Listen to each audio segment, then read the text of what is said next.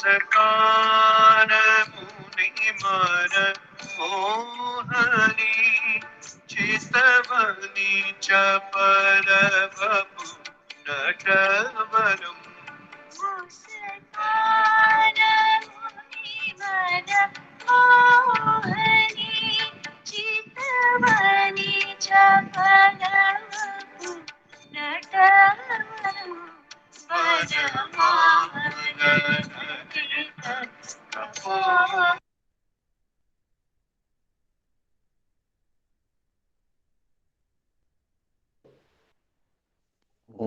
गुरवः प्रणामः दंडवत प्रणामः प्रणाम जय श्री राधे दंडवत प्रणाम प्रणाम प्रणाम प्रणाम କରିବା ଆରମ୍ଭ आज्ञा जय राधे हाँ हाँ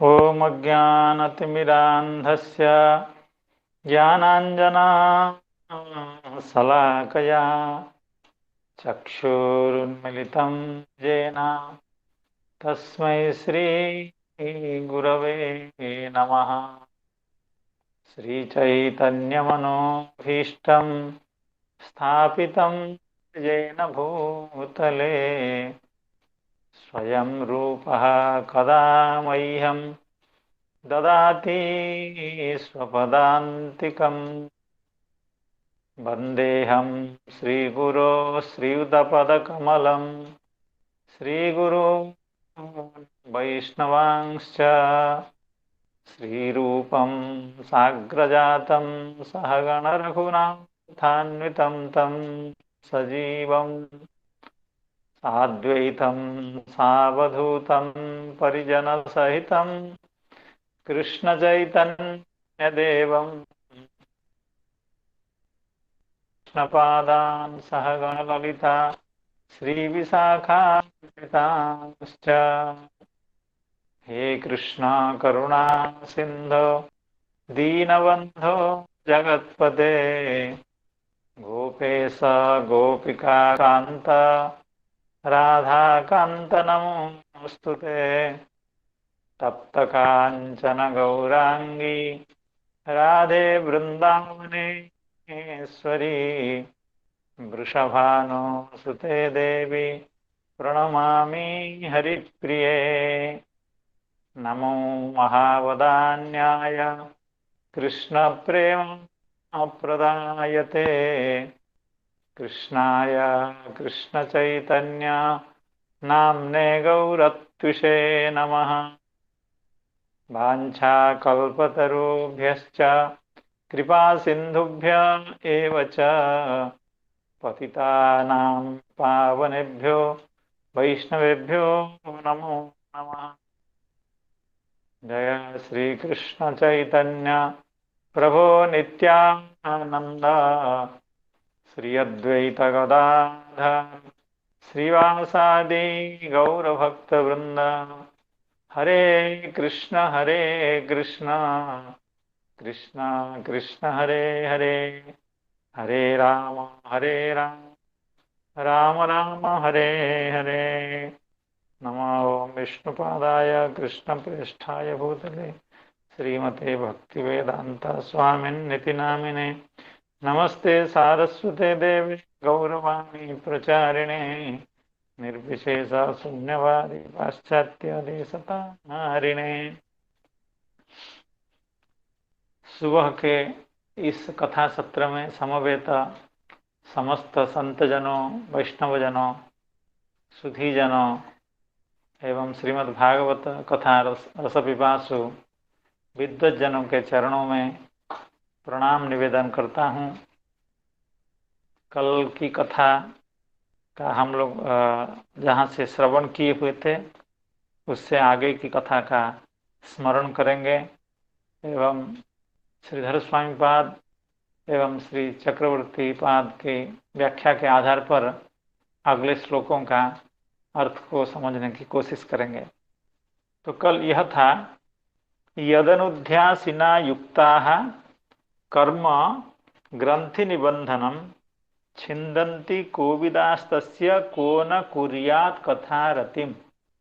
अर्थात ऐसा कौन कोविद होगा, ऐसा कौन चतुर व्यक्ति होगा जो भगवान की कथा में जिसको रति उत्पन्न नहीं होगी, क्योंकि भगवान का महात्म्य में ऐसा होता है कि उनके अनुध्यान रूपी खड्ग के द्वारा कर्म का नाश किया जाता है, कर्म क्षय हो जाता है।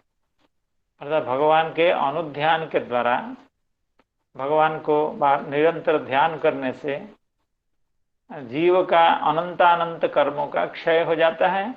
और यहाँ तक श्री चक्रवर्तीपाद बता रहे थे कि प्रारब्ध कर्म का नाश हो जाता है, जो प्रारब्ध कर्म दूसरे किसी भी साधन से क्षीण नहीं होता या नष्ट नहीं होता है। तो ऐसे जो भगवान हैं, जो कृपालु हैं, जो सामर्थ्यवान हैं, जो इतने परमेश्वर हैं, तो उनकी कथा में जीव को रति क्यों न होगा, रति उत्पन्न हो जाती है।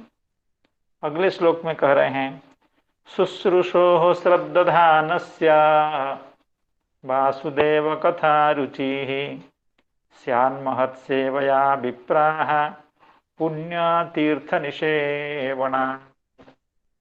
शुश्रूषो श्रद्धानस्य वासुदेव कथा रुचि स्यान्महत्सेवया विप्राः पुण्यतीर्थ निषेवणा। श्री सूत गोस्वामी शौनकादि महर्षियों को संबोधन करते हैं कैसे? विप्राः, विप्र शब्द से उनका संबोधन करते हैं। अर्थात हे विप्राः, वासुदेव कथा रुचि ही स्यात्, अर्थात भगवान वासुदेव की कथा में रुचि हो जाती है।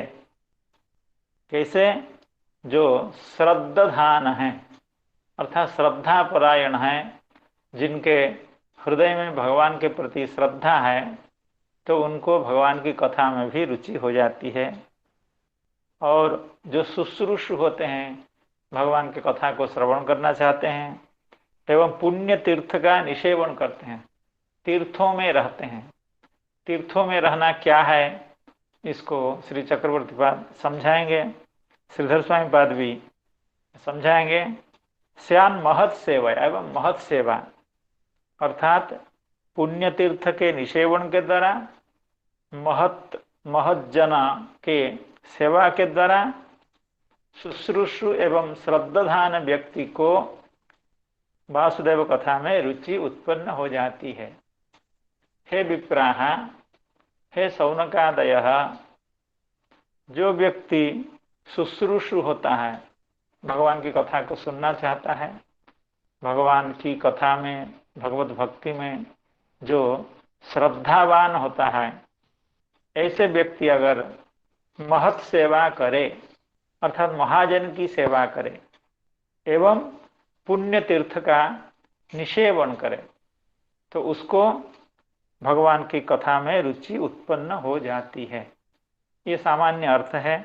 इसको श्रीधर स्वामी पाद क्या कह रहे हैं उसको श्रवण करेंगे।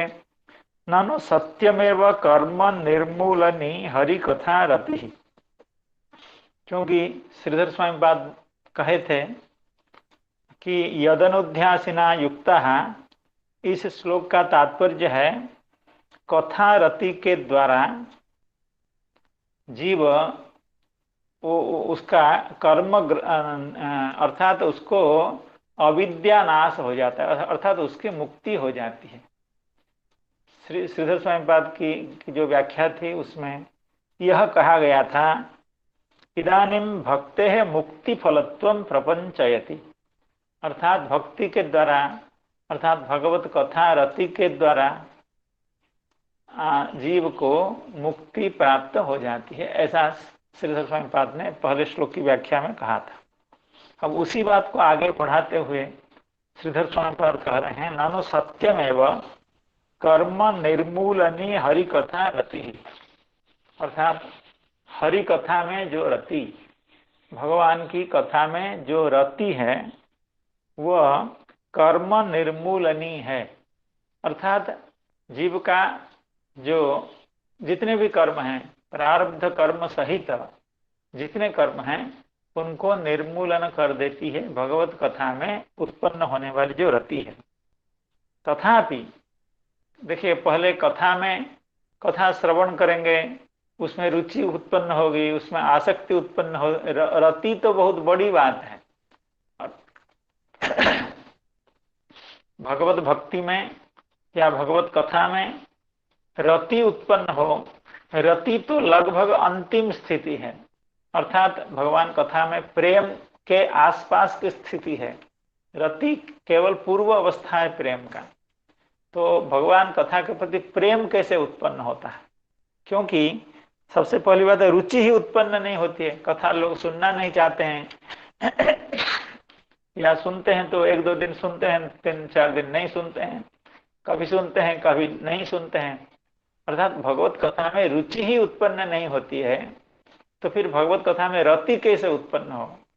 रति अर्थात भगवान के कथा में अत्यंत स्वाद प्राप्त होना, भगवान की कथा को अत्यंत प्रेम पूर्वक उसका श्रवण करना, उसमें तल्लीन हो जाना या उसका आस्वाद अत्यधिक रूप से लाभ करना, इस तरह की जो स्थिति है, तो सामान्य स्थिति ही नहीं होती है, कथा सुनने में रुचि ही नहीं होती है, तो रति कैसे हो जाएगी? तथापि तस्याम रुचि ही नोत्पद्यते किम कुर्मः, तो फिर रति कैसे उत्पन्न हो? किम कुर्मः, क्या हम करना चाहिए, कैसे रुचि उत्पन्न हो? रुचि से आसक्ति और रति प्रेम ये कैसे उत्पन्न हो? तो उसका यही समाधान है, तत्र आह शुश्रूषोः, अर्थात जो जीव, जो भक्त शुश्रूषु होते हैं, अर्थात सुनने की इच्छा रखते हैं भगवान की कथा को, या शुश्रूषो रीति पुण्य तीर्थ निषे वनात्, अर्थात श्लोक में है पुण्य तीर्थ निषे वनात्, अर्थात जो पुण्य तीर्थ हैं, अर्थात वृंदावन, पुरी,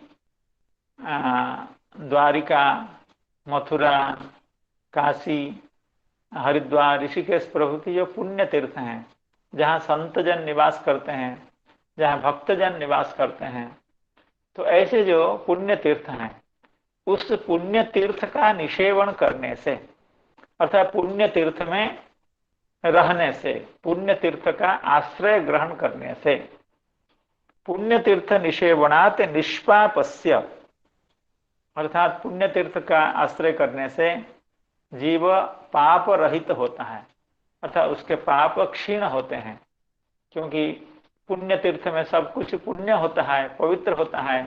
भगवान का दर्शन, भगवान का नाम कीर्तन का श्रवण, भगवान की कथा का श्रवण, संतों का दर्शन, संतों के मुख से भगवान की कथा को सुनना, प्रसाद सेवन एवं विभिन्न मंदिरों में जाकर के भगवान का दर्शन, तो ये लाभ होता है तीर्थ में रहने से।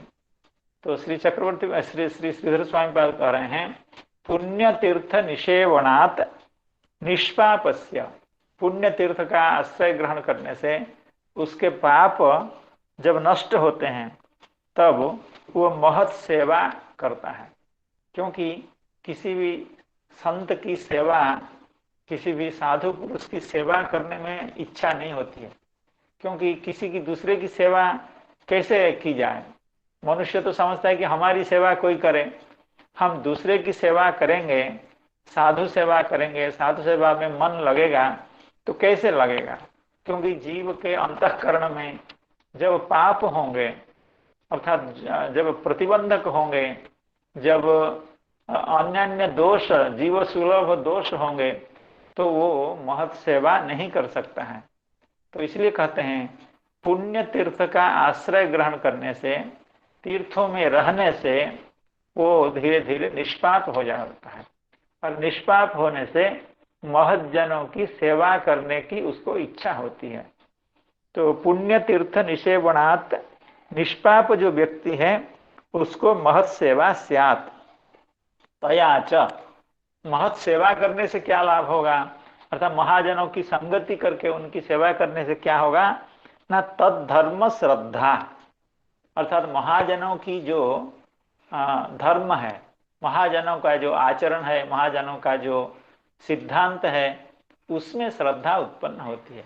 अर्थात भक्ति में संतजनों का संग करने से उनकी सेवा करने से उनका जो धर्म है, जो भक्ति है, उस भक्ति के प्रति श्रद्धा उत्पन्न होती है। ततः श्रवण इच्छा, क्यों जब उनके धर्म के प्रति अर्थात भक्ति के प्रति श्रद्धा उत्पन्न होगी तब श्रवण इच्छा होगी। क्यों? क्योंकि भक्ति का पहला सोपान है श्रवण।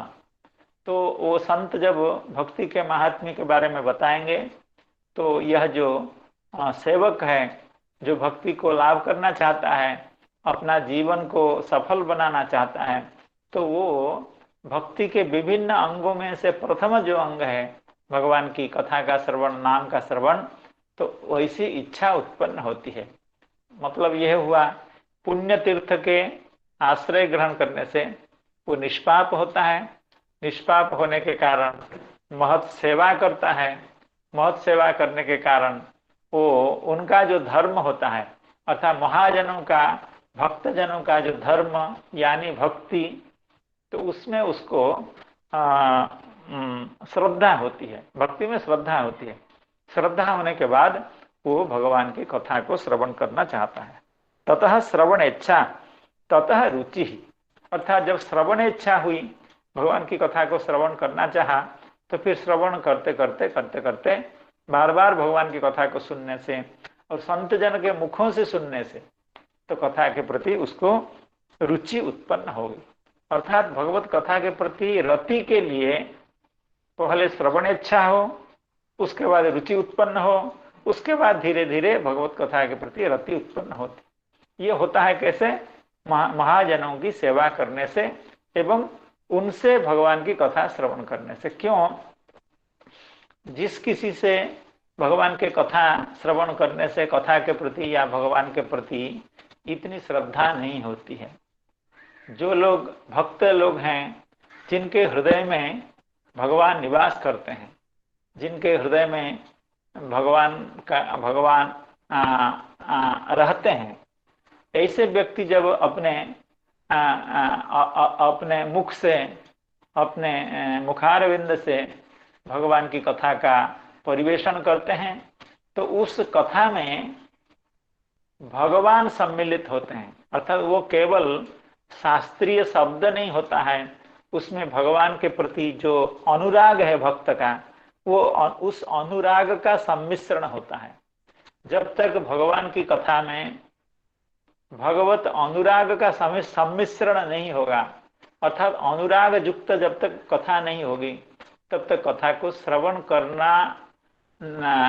करने की इच्छा नहीं होगी, कथा के प्रति रुचि नहीं होगी, कथा इतनी अच्छी नहीं लगेगी।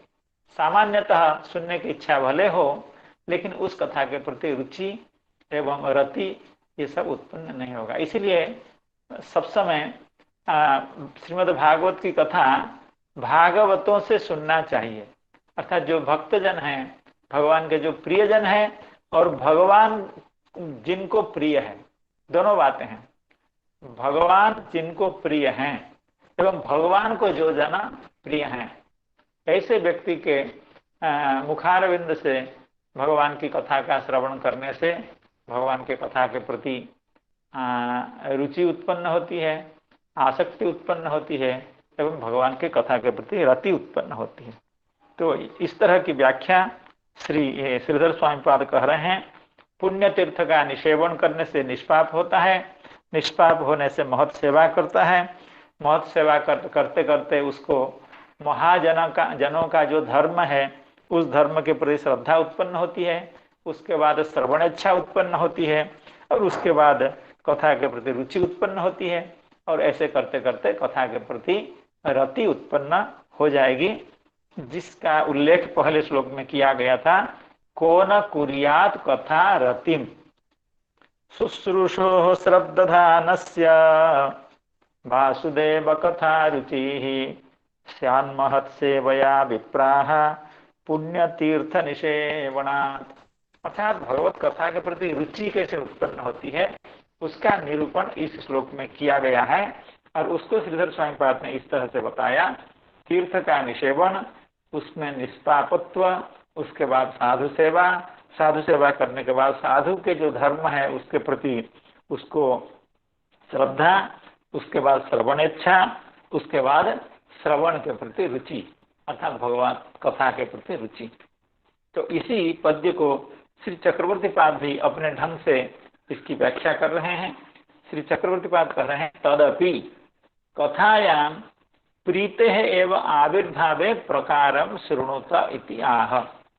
हाँ, हम लोग कल श्री चक्रवर्ती पाद का जो व्याख्यान था उसको ऐसा श्रवण किए थे। श्री चक्रवर्ती पाद कह रहे थे कथायां रतिं प्रीतिं को न कुर्यात् इति, अर्थात तत्कथायां प्रीतिरपि सहसा जायते, क्योंकि भगवान के अनुध्यान से अर्थात बारंबार भगवान के ध्यान से कर्म का क्षय हो जाता है, प्रारब्ध कर्म भी नष्ट हो जाता है। इसलिए भगवान की कथा के प्रति रति भी सहसा उत्पन्न हो जाती है, रति भी सहज उत्पन्न हो जाती है। भगवत कथा के प्रति रति के लिए बहुत परिश्रम नहीं करना पड़ता है। इसीलिए किं पुनः अधिकार व्यंजिका श्रद्धा, अर्थात भगवान के कथा के प्रति जो श्रद्धा है वही भक्ति के अधिकार को देने वाला है। अर्थात जो व्यक्ति भगवान की कथा के प्रति श्रद्धा परायण है वही भक्ति का अधिकारी है, ऐसा पहले निरूपण किया गया था। लेकिन वह श्रद्धा कैसे उत्पन्न हो, तो इसके उत्तर में पहला श्लोक था श्री चक्रवर्ती पाद के व्याख्यान के आधार पर, अर्थात उस कथा के प्रति केवल श्रद्धा ही नहीं, उस कथा के प्रति तो रति भी आसानी से उत्पन्न हो जाती है। किंग पुनः अधिकार व्यंजिका श्रद्धा इति भाव, अर्थात कहने का मतलब है कि भगवान के कथा के प्रति श्रद्धा बहुत परिश्रम नहीं करनी पड़ती है श्रद्धा को प्राप्त करने के लिए, अर्थात श्रद्धा उत्पन्न हो जाती है। वो कैसे होती है उसका निरूपण इस श्लोक में है। श्री चक्रवर्ती पाद कह रहे हैं तदपि कथायां प्रीते एव आविर्भावे प्रकारम शृणुत, अर्थात हे शौनकादि महर्षयः आप लोग श्रवण कीजिए कथा के प्रति प्रीति किस तरह से उत्पन्न होती है। ना महत सेवया, अर्थात श्लोक में है शुश्रूषोः श्रद्धानस्य वासुदेव कथा रुचि स्यान महत सेवया। तो श्री चक्रवर्ती पाद पहले महत सेवया इस शब्द को लेकर के कह रहे हैं, अर्थात महाजनों की सेवा करने से। तो महाजनों की सेवा कैसे प्राप्त होगी, कहते हैं यादृच्छिक महत कृपा जनितया महताम सेवया श्रद्धानस्य। थोड़ा सा सूक्ष्म विषय है क्योंकि अनेक बातें इसमें हैं, कई सारी बातें बताई जा रही हैं। सबसे पहली बात है महाजन की सेवा करने से श्रद्धा उत्पन्न होगी। और महाजन की सेवा कैसे प्राप्त होगी, उसके लिए कहते हैं यादृच्छिक महत कृपा जनितया, अर्थात महाजन की कृपा जब होगी, अर्थात किसी संत जन की जब कृपा होती है, वो कृपा कैसे होती है, संत जन कैसे कृपा करेंगे ना, यादृच्छिक। यादृच्छिक अर्थात उसका हम कोई कारण का निरूपण नहीं कर सकते हैं कि संत जन की कृपा हमारे ऊपर कैसे होगी। इसलिए कहते हैं यादृच्छिक अर्थात किसी सौभाग्य से या किसी पुण्य प्रभाव से या किससे इसका इदम इत्थन्तया उसको निर्दिष्ट करना संभव नहीं है कि इसी कारण से महाजन की कृपा होती है। इसलिए कहा गया यादृच्छिक महत कृपा। तो यादृच्छिक अर्थात असंभावित कारण, जिसके कारण की कल्पना हम नहीं कर सकते हैं या विचार भी नहीं कर सकते हैं, अनिर्णित कारण का जो महत कृपा है। तो ऐसी जो यादृच्छिक महत कृपा है, उस महत कृपा के द्वारा जनित जब महाजन कृपा करेंगे तब महाजनों की सेवा की इच्छा उत्पन्न होगी। अब जिस महाजन की हम सेवा करेंगे उन्हीं की कृपा हो ऐसा भी कोई नियम नहीं है किसी भी महाजन की कृपा से किसी और महाजन की सेवा करने की इच्छा हो सकती है। इसलिए कहा यादृच्छिक महत् कृपया जनितया, यादृच्छिक महत् कृपा जनितया महताम सेवया। तो महाजनों की कृपा से महाजनों की सेवा करने की इच्छा होगी, उस सेवा के द्वारा श्रद्धा उत्पन्न होगी। अर्थात भगवत विषयों में, भगवत कथा में, भगवत अर्चना में, भगवत कथा श्रवण में या कीर्तन में, अर्थात भक्ति के विभिन्न अंगों के प्रति उस व्यक्ति की श्रद्धा उत्पन्न होगी। तब वह पुरुष हो गया जात श्रद्धा पुरुष। अर्थात महाजन की कृपा, महाजन की सेवा, उस सेवा के कारण उसको श्रद्धा उत्पन्न हो गई। तो महत् कृपा जनितया महताम सेवया श्रद्धानस्य माने जात श्रद्धस्य पुंसः। उसके बाद पुण्य तीर्थ निषेवण। यहाँ पर श्री चक्रवर्ती पाद जो बता रहे हैं वो एक सिद्धांत के आधार पर बता रहे हैं। अर्थात भक्ति के विकास में, प्रेम के विकास में पहले हम लोगों ने श्रवण किया था कि 9 क्रम हैं। आदो श्रद्धा, तथा साधु संग, तथा भजन क्रिया, अनर्थ निवृत्ति, निष्ठा, रुचि, आसक्ति, रति एवं प्रेम। अर्थात यह 9 सोपान हैं भगवत प्रेम प्राप्त करने के लिए, या भगवत प्रेम को मिला करके ये 9 स्तर हैं, अर्थात 9 सोपान हैं। इस तरह से भगवत प्रीति प्राप्त की जाती है। लेकिन एक और भी सिद्धांत है, उसमें 14 सोपान हैं, अर्थात स्टेजेस। ये जैसे 9 स्टेज बताए गए, उसी तरह से 14 सोपान हैं। उसकी चर्चा 21 नंबर के श्लोक में, अभी यह 16 नंबर श्लोक हम पढ़ रहे हैं, 21 नंबर के श्लोक की व्याख्या में श्री चक्रवर्तीपाद विशदतया बताएंगे। अर्थात जिस चीज का अभी हम लोग श्रवण कर रहे हैं कि महाजन की कृपा से महाजन की सेवा होगी, महाजन की सेवा से श्रद्धा उत्पन्न होगी, श्रद्धा उत्पन्न होने से पुण्य तीर्थ का निषेवण होगा। अर्थात यह जो 14 सोपान बताए जाएंगे, उसमें इन सोपानों की चर्चा है कि महाजन की कृपा, उसके बाद महाजन की सेवा, उसके बाद महाजन की उसके बाद श्रद्धा, और उसके बाद पुण्य तीर्थ का निषेवण। तो पुण्य तीर्थ का निषेवण यहाँ पर श्री चक्रवर्तीपाद दूसरे तरह से अर्थ कर रहे हैं। पुण्य तीर्थम अर्थात सद्गुरु, अर्थात जो भगवान के प्रिय भक्तजन हैं, जो गुरु हैं, अर्थात जो अपने शिष्य को भगवान की ओर उन्मुख कर सकते हैं, भगवत प्राप्ति करा सकते हैं, ऐसे जो पुण्य तीर्थ, पुण्य शब्द का मतलब हुआ सद, तीर्थ शब्द का अर्थ हुआ गुरु। पुण्य तीर्थ का निषेवण का मतलब सद्गुरु का निषेवण। पुण्य तीर्थम सद्गुरु तस्य निषेवणम। निषेवण शब्द का अर्थ है चरणाश्रय, अर्थात सद्गुरु के चरणाश्रय। तो यहाँ पर 4 बातें कही गई हैं कि महाजन की कृपा से महाजन की सेवा, उसके बाद श्रद्धा, उसके बाद पुण्य तीर्थ का निषेवण अर्थात सद्गुरु के चरणाश्रयण। अर्थात महाजन की कृपा, महाजन की सेवा, उसके बाद श्रद्धा, और उसके बाद गुरु पदाश्रय अर्थात गुरु ग्रहण। निषेवणम चरणाश्रयणम स्यात्।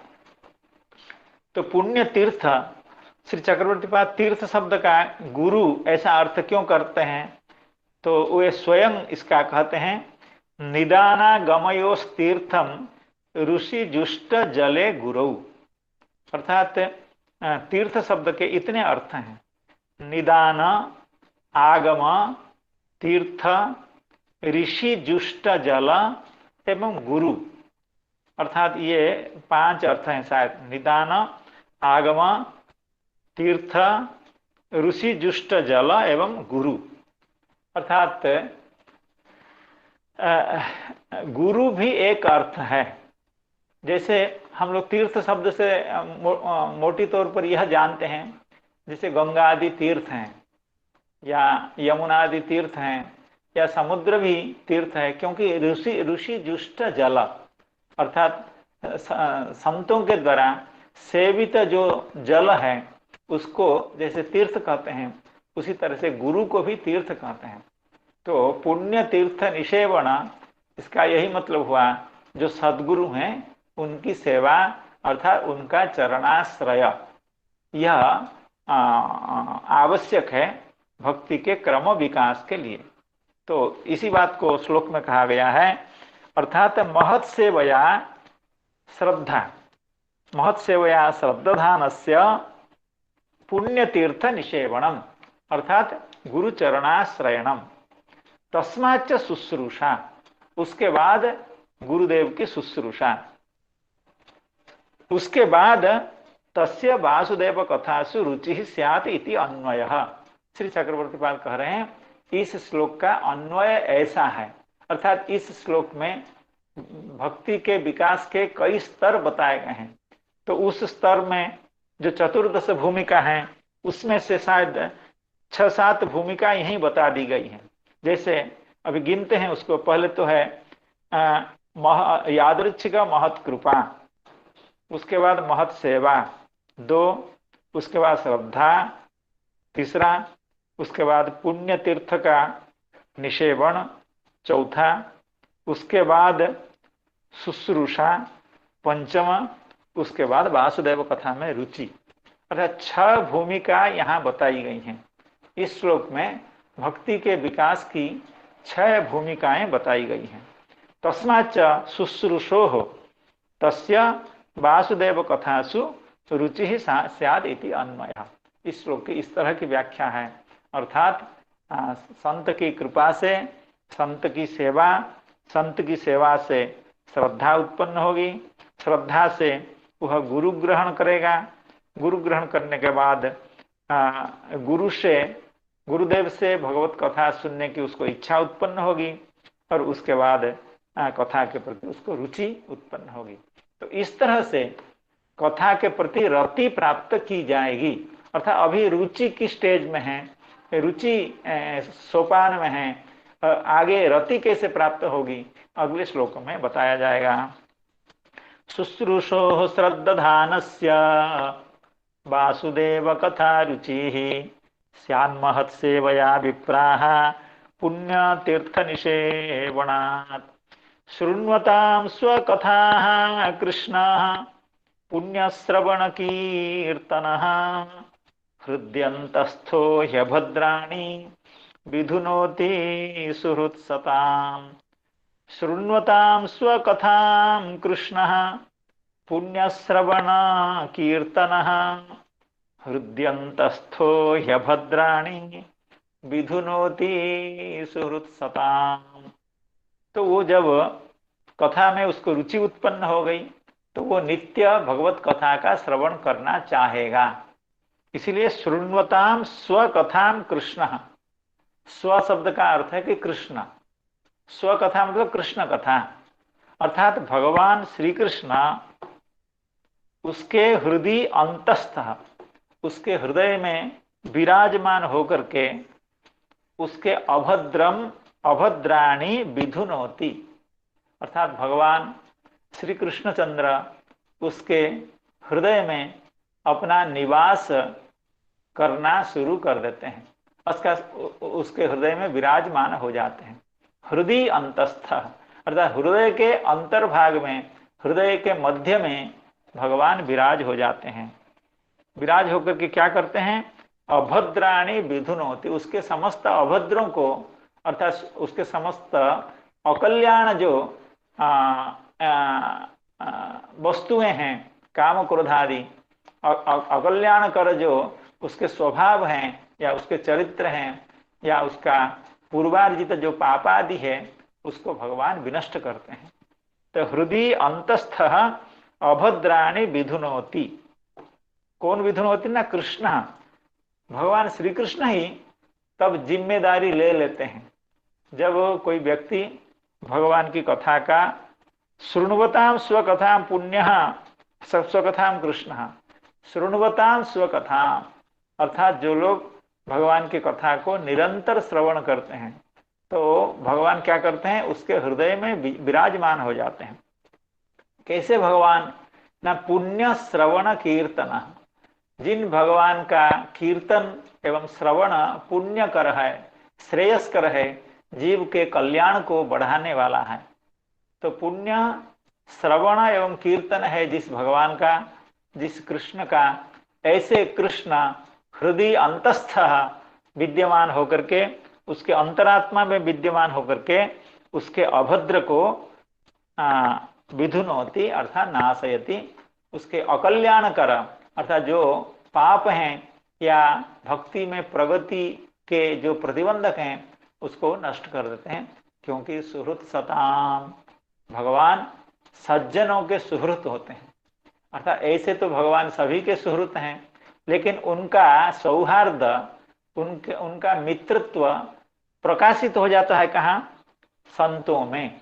अर्थात सज्जन उनके हितकारित्व, भगवान प्रत्येक प्राणी के हितकर हैं, सभी के कल्याण चाहते हैं, लेकिन भगवान के चाहने के बाद भी जीव भगवान की चाह को पूर्ण नहीं करता है, क्योंकि उसके कई कारण होते हैं। लेकिन जो लोग भगवान की कथा को निरंतर श्रवण करते हैं उनके चित्त शुद्ध हो जाते हैं, क्योंकि भगवान उनके हृदय में विराजमान होते हैं। अब भगवान जहाँ विराजमान हो तो वहाँ अभद्रों के रहने का कोई कारण नहीं है या कोई अवसर भी नहीं, क्योंकि जहाँ सुभद्र रहते हैं, भगवान है सुभद्र, जहाँ सुभद्र रहते हो तो वहाँ अभद्र कैसे रहा, कैसे रह सकता है? जहाँ सूर्य है वहाँ अंधकार कैसे रह सकता है? इसलिए भगवान जब हृदय कमल में विराजमान हो जाएंगे तो वो विराजमान होकर के भगवान अभद्राणी विधुनोति, क्योंकि भगवान सज्जनों के कल्याण कर हैं, सभी के कल्याण कर हैं, लेकिन उनकी कल्याण करने की जो अनुभव है वो संतों में वो अनुभव होता है। जो असज्जन होते हैं, भगवत बहिर्मुख होते हैं, संसार उन्मुख होते हैं, उनमें भगवान की कृपा प्रकाशित नहीं होती है, समझ में नहीं आती है। शृण्वतां स्वकथा कृष्ण पुण्य श्रवण कीर्तन हृद्यंतस्थो ह्यभद्राणि विधुनोति सुहृत्सताम्। तो श्रीधर स्वामी पाद इस पे क्या कह रहे हैं उसका हम लोग श्रवण करेंगे। ततश्च शृण्वतामिति पुण्य श्रवण कीर्तन, इस शब्द की व्याख्या करते हुए श्रीधर स्वामी पाद कह रहे हैं पुण्य श्रवण कीर्तने यस्य सह, अर्थात जिन भगवान का श्रवण एवं कीर्तन दोनों ही पुण्यावह होता है, अर्थात कल्याणकारक होता है, हितकर होता है। भगवान की कथा श्रवण करने से जितना पुण्य होता है, जितना लाभ होता है, जितना कल्याण होता है, भगवान की कथा का निरूपण करने से अर्थात कथा को कहने से, कीर्तन करने से भी उतना कल्याण होता है। अर्थात ऐसा नहीं कि जो कीर्तन करता है उसको ज्यादा लाभ है, जो श्रवण करते हैं उनको कम लाभ है, ऐसा नहीं। अर्थात श्रवण से भी उतना लाभ होता है एवं कीर्तन से भी उतना ही लाभ होता है, लेकिन इसको थोड़ा सा ध्यान पूर्वक श्रवण करना चाहिए। अर्थात जब भगवान की कथा को हम कहें या भगवान की कथा का श्रवण करें तो एकाग्रता हो, समस्त अन्य सांसारिक कर्मों से विरत होकर के भगवान के कथा में एक निष्ठ होकर के उसका श्रवण करने से जीव का कल्याण हो ही जाता है। इसलिए भगवान को कहा गया पुण्य श्रवण कीर्तन श्री कृष्ण। तो पुण्य श्रवण कीर्तने यस्य सह, और सुहृत सताम, सज्जनों के भगवान सुहृत हैं अर्थात हितकारी। भगवान सज्जनों के हितकारी हैं, सभी के हितकारी हैं, लेकिन भगवान की जो सत्संकल्प वह प्रकाशित नहीं होता है असज्जन में। जैसे किसी व्यक्ति के कई संतान होती हैं, 4-5 बच्चे होते हैं, तो पिता माता सभी बच्चों के कल्याण चाहते हैं, लेकिन कोई कोई बच्चा उसका प्रारब्ध हो ऐसा या प्राचीन संस्कार ऐसा हो, पिता माता की सदिच्छा को वो नहीं समझ सकता है। तो उसका यह मतलब नहीं हुआ कि पिता माता की सदिच्छा उस संतान के प्रति कम है। जैसे भगवान सूर्य आकाश में प्रकाशित होते हैं, तो सूर्य का किरण प्रत्येक वस्तु पर पड़ती है। सूर्य का जो आलोक है वो प्रत्येक वस्तु पर पड़ता है, लेकिन किसी किसी वस्तु में वह सूर्य किरण प्रतिबिंबित होकर के अत्यंत उज्ज्वल दिखता है। जैसे दर्पण में या हीरक आदि में, हीरा प्रवृत्ति जो धातु हैं, जो उज्ज्वल धातु हैं, जो अमलिन धातु हैं, उनमें सूर्य किरण जितना अच्छी तरह से प्रकाशित होता है, उस तरह से अगर कोयला में वह सूर्य किरण पड़े, मिट्टी में पड़े, काठ में पड़े, तो उतना प्रकाशित नहीं होता है।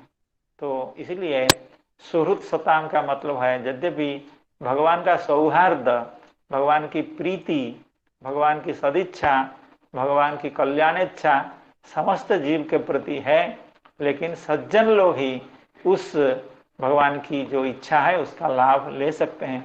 दूसरे लोगों को लेने में इतनी आसानी नहीं होती है। इसलिए भगवान के प्रति उन्मुख होकर के, भगवान की कथा का श्रवण करके चित्त को परिष्कार कर लेना चाहिए, ताकि भगवान की कृपा का हम लोग अनुभव कर पाएं। इस बात को श्री श्रीधर स्वामी पाद कह रहे हैं, और हमारे चक्रवर्ती पाद भी उसी तरह से कह रहे हैं। कुछ ज्यादा चक्रवर्ती पाद की व्याख्या कोई लंबी नहीं है। वो भी कहते हैं, ततश्च शृण्वतामिति क्रमेण श्रवण कीर्तने उक्ते। अर्थात इस श्लोक में भगवान के कथा का श्रवण की बात कही गई है एवं कीर्तन की बात कही गई है। शृण्वताम स्वकथा कृष्ण पुण्य श्रवण कीर्तन, अर्थात यहाँ श्रवण भक्ति की बात कही गई है एवं कीर्तन भक्ति की बात कही गई है। शृण्वतामिति क्रमेण श्रवण कीर्तने उक्ते। ततश्च हृदि यानि अभद्राणि, अभद्राणि का मतलब है पापानि, तानि अंतस्थः सन, अंतरात्मा में विराजमान होकर के भगवान श्री कृष्ण साक्षात विधुनोति। देखिए, कथा का श्रवण करने से भगवान हृदय में विराजमान होता है। भगवान खुद ही उस भक्त के हृदय में जो पाप हैं या जो अभद्र हैं, उसको भगवान खुद ही उसकी परिष्कृति करते हैं, उसका परिष्कार करते हैं। इसलिए पद्य में क्या कहा, श्री कृष्ण विधुनोति, अर्थात भगवान खुद उसमें काम में लग जाते हैं, उस भक्त के हृदय में विद्यमान अभद्र को नष्ट करते हैं। कृष्ण विधुनोति तानि अंतस्थन विधुनोति इति स्मरणम, अर्थात श्री चक्रवर्ती पाद का कहना है, इस श्लोक में 3 तरह के भक्ति की बात कही गई है। श्रवणम, कीर्तनम, विष्णु स्मरणम, पाद सेवनम, अर्थात यहाँ श्रवण भक्ति की बात कही गई है, कीर्तन भक्ति की बात कही गई है एवं स्मरण भक्ति की भी बात कही गई है। क्यों? हृदय अंतस्थ, भगवान अंतरात्मा में विद्यमान कब होंगे? जब हम भगवान का स्मरण करेंगे। क्योंकि ऐसे बहुत लोग होते हैं, तो कथा का एक कान से श्रवण करते हैं, तब वो दूसरे कान से निकल जाता है, या दूसरे कान से श्रवण करते हैं, प्रथम कान से वो निकल जाता है। तो वे तो श्रवण कीर्तन हुआ, लेकिन उसका स्मरण नहीं हुआ। स्मरण तब होगा हम जिस कथा का श्रवण किए हैं उसका मनन करें, अर्थात उसका स्मरण करें। जिसका श्रवण किए हुए हैं तो उसका मनन करें, अर्थात उसका स्मरण करें। तो स्मरण करने से भगवान हृदय में विराजमान हो जाते हैं। क्योंकि जब तक हम स्मरण भगवान को नहीं करेंगे तो भगवान हृदय में क्यों विराजमान होंगे? केवल श्रवण से भी काम नहीं होता है, श्रवण के बाद भी उसका स्मरण करना पड़ता है। तो श्री चक्रवर्ती पाद का कहना है, यहाँ जैसे श्रवण एवं कीर्तन की बात कही गई है, उसी तरह से स्मरण की बात कही गई है। क्योंकि भगवान को हृदय में बैठाने की बात कही गई है। भगवान हृदय में विद्यमान होते हैं तो समस्त अभद्रों का विनाश करते हैं।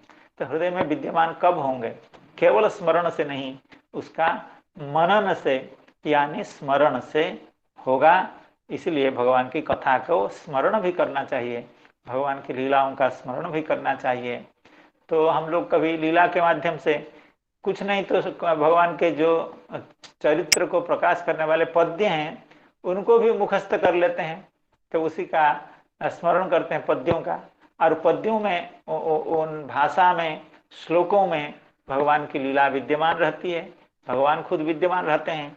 चाहे भगवान की लीला को अलग से स्मरण करें, अर्थात उन घटना को स्मरण करें। हाँ, भगवान बालक हुए थे, अभी पूतना अपने गोद में भगवान को ले ली है, स्तन्यपान कराना चाहती है, भगवान ने उसका स्तन्य का पान करके उसको सद्गति दिलाई। इस तरह का भी स्मरण हो सकता है, या पद्यों के माध्यम से श्रीमद् भागवत में या अन्य अन्य सदग्रंथों में भगवान की लीलाओं को जो वर्णन किया गया है जिन पद्यों से, उन पद्यों का भी स्मरण करने से भगवान की लीलाओं का स्मरण हो सकता है। अहो बकीयम स्तनकालकूटम जिघांसया पाय यदप्यसाध्वी लेभे गतिम धात्रिचितान्ततोऽन्यं कंबा दयालुम शरणं ब्रजेम। तो इसलिए भगवान की लीलाओं का स्मरण करना चाहिए। तो इस श्लोक में श्रवण, कीर्तन एवं स्मरण की बात कही गई है। शृण्वतां स्वकथाः कृष्णः पुण्यश्रवण कीर्तनः हृद्यन्तस्थो ह्यभद्राणि विधुनोति सुहृत्सताम् नष्टप्रायेष्वभद्रेषु नित्यं भागवत सेवया भगवत्युत्तम श्लोके भक्तिर्भवति नैष्ठिकी। नष्टप्रायेष्वभद्रेषु नित्यं भागवत सेवया भगवत्युत्तम श्लोके भक्तिर्भवति नैष्ठिकी। नष्ट प्रायेषु अभद्रेषु, अर्थात इससे पहले कहा गया हृदय अंतस्थ कृष्ण अभद्राणि विधुनोति, हृदय में विद्यमान भगवान श्री कृष्ण अभद्र को नष्ट करते हैं। लेकिन आगे कहा जाता है कि नष्ट प्रायेषु अभद्रेषु, अर्थात जितने भी हृदय में विद्यमान अभद्र हैं वो जब नष्ट प्राय हो जाते हैं, नष्ट प्राय अर्थात लगभग नष्ट हो जाते हैं, तो इसका यह मतलब हुआ कि भगवान के हृदय में विराजमान होने पर भी समस्त अभद्र नष्ट नहीं होता है। इसलिए कहा नष्ट प्रायेषु अभद्रेषु, अभद्रेषु नष्ट प्रायेषु, ऑलमोस्ट नष्ट हो गए हैं लेकिन कंप्लीटली नष्ट नहीं हुए हैं, इसका यही मतलब हुआ। नष्ट प्रायेषु अभद्रेषु कैसे? नित्यम भागवत सेवया, अर्थात भागवत की नित्य सेवा से, नित्य उपासना से अभद्र प्राय नष्ट हो जाते हैं, लगभग नष्ट हो ही जाते हैं। थोड़ा बहुत कुछ अगर अंश रहता है तब भी भगवत्युत्तम श्लोके भक्तिर्भवति नैष्ठिकी, अर्थात अभद्र पूरे नष्ट नहीं भी हो, थोड़ा बहुत अभद्र अगर बचा हो, थोड़ा बहुत पाप या अकल्याण अभी जीव के हृदय में विद्यमान होने पर भी भगवान के प्रति, भगवान की भक्ति के प्रति नैष्ठिकी भक्ति उत्पद्यते, अर्थात भगवान के कथा के प्रति या भगवान के प्रति नैष्ठिकी भक्ति उत्पन्न हो जाती है। अर्थात वह जो भक्ति जो श्रद्धा के रूप में थी या जो रुचि के रूप में थी, वह नैष्ठिकी भक्ति निष्ठा स्तर को, निष्ठा की स्थिति को वह प्राप्त कर रही है। कैसे? ना भगवत्युत्तम श्लोके, उत्तम श्लोक जो भगवान हैं, उत्तम श्लोक का मतलब है जिनका उत्तम श्लोक का मतलब हुआ उत्तमैहि श्लोक्यते इति उत्तम श्लोकः, अर्थात उत्तमों के द्वारा जो श्लोकित होते हैं, श्लोकित होते हैं तो वर्णित होते हैं। उत्तम शब्द का अर्थ ये हुआ उद्गतम तमः येषाम, अर्थात जिनका तमः नष्ट हो गया है। तमः शब्द का अर्थ है अविद्या, अर्थात जिनकी अविद्या नष्ट हो गई है वे हैं उत्तम। उद्गतम तमः येषाम ते उत्तमाः उत्तमैहि श्लोक्यते इति उत्तम श्लोकः, अर्थात जिनकी अविद्या नष्ट हो गई है ऐसे व्यक्तियों के द्वारा, ऐसे संत जनों के द्वारा भगवान श्लोकित होते हैं, कीर्तित होते हैं, गीत होते हैं। इसलिए भगवान उत्तम श्लोक। तो ऐसे जो भगवान उत्तम श्लोके भगवती, भगवत्युत्तम श्लोके भक्तिर्भवति नैष्ठिकी, नष्टप्रायेषु भद्रेषु नित्यं भागवत सेवया, भगवत्युत्तम श्लोके भक्तिर्भवति नैष्ठिकी। श्रीधर स्वामीपाद इस पर यह कह रहे हैं, ततश्च नष्टप्रायेषु इति, अर्थात सर्व अभद्र नाशस्य ज्ञानोत्तर कालत्वात् प्रायो ग्रहणम। देखिए इससे पहले श्लोक में यह बताया गया कि भगवान की कथा को बार बार श्रवण करने से भगवान हृदय में विराजमान हो जाते हैं एवं भगवान के हृदय में विराजमान होने से जीव के जो अभद्र है वो नष्ट होते हैं। लेकिन अगले श्लोक में तुरंत बताया गया कि अभद्र नष्ट तो होते हैं लेकिन नष्ट प्राय होते हैं, अर्थात ऑलमोस्ट नष्ट हो जाते हैं, लगभग अभद्र नष्ट हो जाते हैं। अर्थात कुछ अभद्र ऐसे होते हैं वो नष्ट नहीं हुए होते हैं। तो इसकी व्याख्या देते हुए श्रीधर स्वामीपाद कहना चाहते हैं, ततश्च नष्ट प्रायेषु इति, क्यों? सर्वाभद्र नाशस्य ज्ञानोत्तर कालत्वात् प्रायो ग्रहणम। श्रीधर स्वामीपाद का कहना है समस्त अभद्र कब नष्ट होते हैं? और ज्ञान के द्वारा समस्त अभद्र नष्ट होते हैं। सर्वाभद्र नाशस्य ज्ञानोत्तर कालत्वात्, अर्थात ज्ञान के उत्तर काल में, अर्थात ज्ञान उत्पन्न होने के परवर्ती काल में, ज्ञान होने के बाद ही अभद्र नष्ट होते हैं। कंप्लीटली, पूरी तरह से अभद्र नष्ट होते हैं। इसीलिए इस श्लोक में बताएगा नष्ट प्रायेषु अभद्रेषु सर्वाभद्र नाशस्य ज्ञानोत्तर कालत्वात् नष्ट प्रायेषु अभद्रेषु नित्यम भागवत सेवया। भागवत सेवा, इसका क्या मतलब है उसको श्रीधर स्वामीपाद कह रहे हैं, भागवतानाम भागवत शास्त्रस्य वा सेवया। भागवत शब्द का दोनों अर्थ है, अर्थात भगवतः अयम इति भागवतः और भगवतः इदम इति भागवतम। अर्थात भगवत संबंधी जो शास्त्र है, जो ग्रंथ है, वह श्रीमद् भागवत ग्रंथ है। और भगवान के जो हैं अपने जन, वे हैं भक्तजन। तो भागवत सेवा का मतलब है भक्तों की सेवा एवं श्रीमद् भागवत की सेवा। अर्थात इसका थोड़ा सा और अगर व्यापक अर्थ कर दें, भक्तों के साथ श्रीमद् भागवत की सेवा, अर्थात भक्तों से श्रीमद् भागवत को श्रवण करना, भक्तों के साथ बैठ करके श्रीमद् भागवत का श्रवण भक्तों से करना। इस तरह से हम लोग कह सकते हैं कि यह भागवत सेवा है। अर्थात किसी भक्त के मुख से भक्तों के साथ बैठ करके श्रीमद् भागवत कथा को श्रवण करना ही है भागवत सेवा।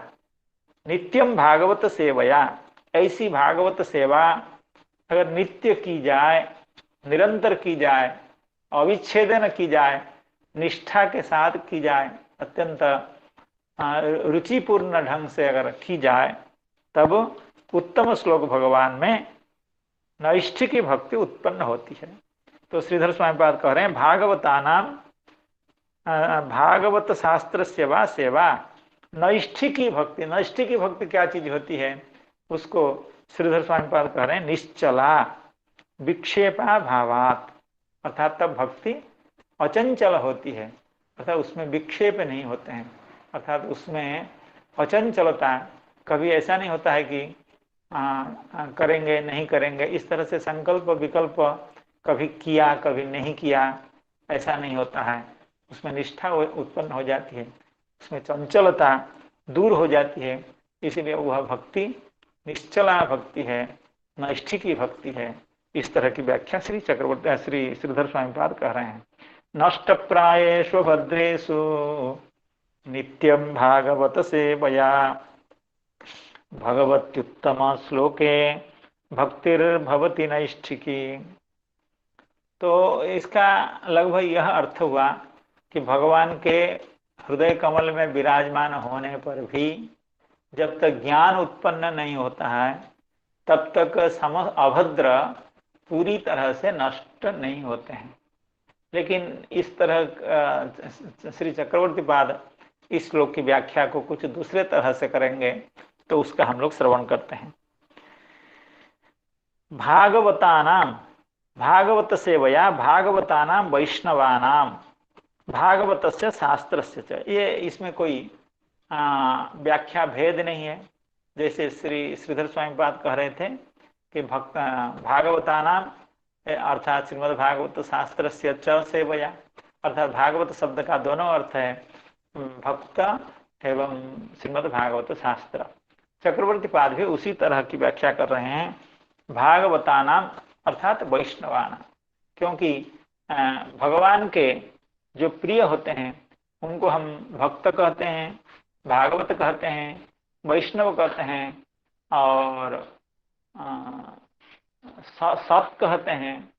कई भक्तों को कई तरह से साधु कहते हैं, महात्मा कहते हैं। तो भागवतानाम अर्थात वैष्णवानाम और भागवतस्य अर्थात शास्त्रस्य च नष्ट प्रायेषु इति। नष्ट प्रायेषु ऐसा क्यों कहा गया? अर्थात समस्त अभद्र नष्ट नहीं हो गए बल्कि नष्ट प्राय हो गए। कैसे नष्ट प्राय हो गए? नामापराध लक्षणस्य अभद्रस्य कश्चन कश्चन प्रबलो भागः क्षीणत्वं गच्छन् रतिपर्यन्तोपि भवति इति भावः। अर्थात नामापराध लक्षणस्य अभद्रस्य, अर्थात भगवान नाम का, भगवत नाम का हम लोग जब उच्चारण करते हैं, जप करते हैं, आवृत्ति करते हैं, तो नामोच्चारण के समय में कुछ अपराध हो ही जाता है। जैसे धामापराध होता है, वैष्णवापराध होता है, अर्थात उसी तरह से भगवान नाम के उच्चारण के समय, नाम के आवृत्ति के समय, नाम जप के समय कुछ अपराध हो जाते हैं। नामापराध लक्षणस्य अभद्रस्य कश्चन कश्चन प्रबलो भागः क्षीणत्वं गच्छन् रतिपर्यन्तोपि भवति इति भावः। अर्थात हम लोग जैसे भगवान का नाम करते हैं, कथा भी श्रवण करते हैं, लेकिन जितना लाभ होना चाहिए, भगवान के प्रति जितनी रति होनी चाहिए, भगवान के प्रति जितनी भक्ति होनी चाहिए, उतनी भक्ति नहीं हो पाती है। सालों साल तक नाम जप करते हैं, कथा श्रवण करते हैं, भगवान का दर्शन करते हैं, सेवा करते हैं, लेकिन जिस तरह की भक्ति हृदय में भगवान के प्रति होनी चाहिए वो नहीं होता है, होती है। तो उसमें लगभग मुख्य कारण यही बताया जाता है। उसमें वैष्णवापराध एवं नामापराध ये बड़े घातक होते हैं। जैसे कोई माली या कोई कृषक, कोई चाष करने वाला या कोई कृषक खेत करने वाला व्यक्ति, वो अपना बीज बो करके वो पौधे को उत्पन्न करके उसमें नित्य जल दे करके सब कुछ करता है, लेकिन कभी कभी ऐसा देखा जाता है तो बहुत परिश्रम के बाद भी उसको जितना फल मिलना चाहिए उतना फल नहीं मिलता है। तो उसमें कई कारण होते हैं। उसमें एक मुख्य कारण होता है, उसमें कीड़े लग जाते हैं, तो उसको पता नहीं चलता है कि उस पौधे के अंदर कीट जब प्रविष्ट हो जाता है वो बाहर दिखता नहीं है, लेकिन उसके चलते उस पौधे की जो प्रगति है, उसका जो विकास है वो रुक जाता है, या उसमें जो फल लगते हैं वो ऐसे ही सामान्य फल लगते हैं, अच्छा फल नहीं लगता है। तो उसी तरह से भक्ति जीवन में हम लोग भगवान का नाम जप करते हैं, भगवान की कथा का श्रवण भी करते हैं, सब कुछ करते हैं, लेकिन जितना विकास होना चाहिए सभी को अनुभव है, आप लोगों को है, हम लोगों को अनुभव है।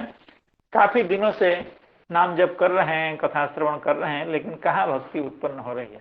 भगवान के चरण कमलों में जैसा प्रेम होना चाहिए वो तो कुछ हुआ नहीं, संसार के प्रति जितनी आसक्ति है उसमें भी कोई कमी नहीं आई। तो उसका मुख्य क्या कारण है? तो उसमें मुख्य कारण है अपराध। अपराध का मतलब संत जनों के प्रति अपराध, वैष्णवों के प्रति अपराध। ये बहुत भारी भयंकर प्रतिबंधक है भगवान की भक्ति के विकास में। तो और नामापराध भी है, अर्थात भगवान के नाम करते समय नाम तो करते हैं लेकिन अपराध भी करते जा रहे हैं। तो नामापराध के कारण नाम भगवान भी जितना कृपा करना चाहते हैं उतना नहीं कर पाते हैं। नाम भगवान अत्यंत दयालु हैं। भगवान के नाम को कोई एकमात्र भी उच्चारण करता है तो उसको जन्म जन्मांतर पाप नष्ट हो जाता है, ऐसे शास्त्रों में कहा जाता है। लेकिन जब हम लोग नामापराध कर बैठते हैं तब नाम जप करने के बावजूद भक्ति में उतना विकास नहीं होता है।